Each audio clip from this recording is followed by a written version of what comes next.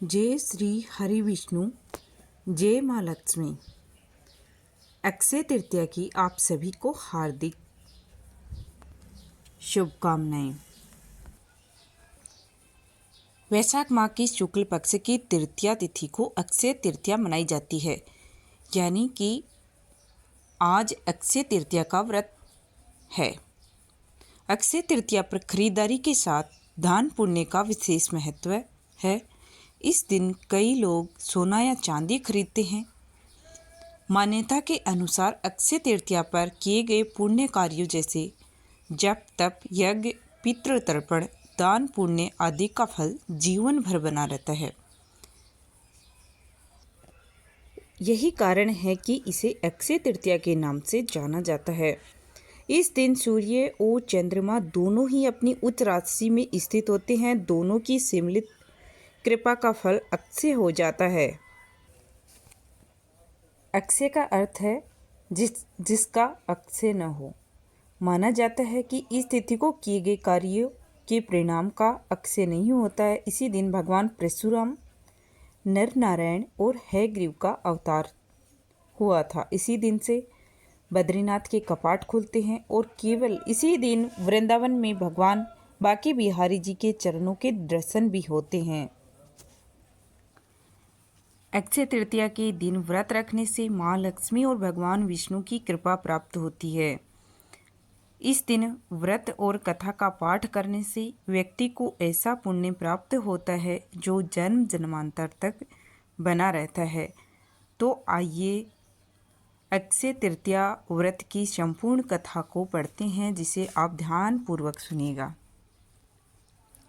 प्राचीन समय की बात है। एक छोटे से गांव में धर्मदास नामक एक वेश्या रहता था। वह अत्यंत निर्धन था और अपने परिवार के भरण पोषण के लिए सदैव चिंतित रहता था। परिवार में कई सदस्य थे और आर्थिक तंगी के कारण जीवन की कठिनाइयों से भरा था।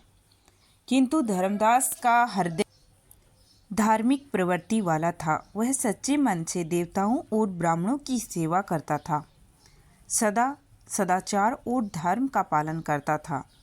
एक दिन धर्मदास ने एक संत से अक्षय तृतीया व्रत का महत्व पूछा।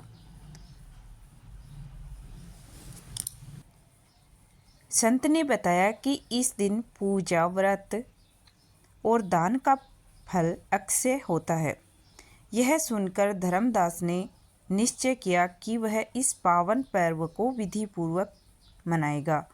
अक्षय तृतीया के दिन वह प्रातःकाल उठकर गंगा स्नान के लिए गया। स्नान के पश्चात उसने विधि पूर्वक देवी देवताओं की पूजा की और फिर अपने सामर्थ्य अनुसार जल से भरे घड़े, पंखे, जौ, चावल, नमक, गेहूँ, गुड़, घी, दही, सोना और वस्त्र आदि सामग्री एकत्रित कर ब्राह्मणों को अर्पित कर दी। धर्मदास के इस विशाल दान को देखकर उसकी पत्नी और परिवारजन चिंतित हो उठे। उन्होंने कहा, यदि तुम सब कुछ दान कर दोगे तो हमारा पालन पोषण कैसे होगा? परंतु धर्मदास ने आत्मविश्वास के साथ कहा, जो भगवान को समर्पित किया जाता है वह व्यर्थ नहीं हो जाता। यह पुण्य मेरे और मेरे परिवार के लिए अक्षय फल देगा। धर्मदास ने हर वर्ष अक्षय तृतीया के दिन इसी श्रद्धा और समर्पण से व्रत, पूजन और दान किया। वृद्धावस्था और कई रोगों से पीड़ित होने के बाद भी उसने व्रत और दान का कर्म नहीं छोड़ा। जब उसका इस जन्म का जीवन समाप्त हुआ तो पुण्य के प्रभाव से उसे अगले जन्म में कुशावती का एक प्रतापी और धनवान राजा बनने का सौभाग्य प्राप्त हुआ। कहा जाता है कि वह राजा इतना धर्मात्मा और दानशील था कि त्रिदेव भी ब्राह्मण का रूप धारण कर उसकी यज्ञ में भाग लेने आते थे। उसके वैभव और यश का डंका दूर दूर तक बजता था, किंतु फिर भी उसने कभी अहंकार नहीं किया। वह राजा आगे चलकर भारत के महान सम्राट चंद्रगुप्त मौर्य के रूप में जन्मा।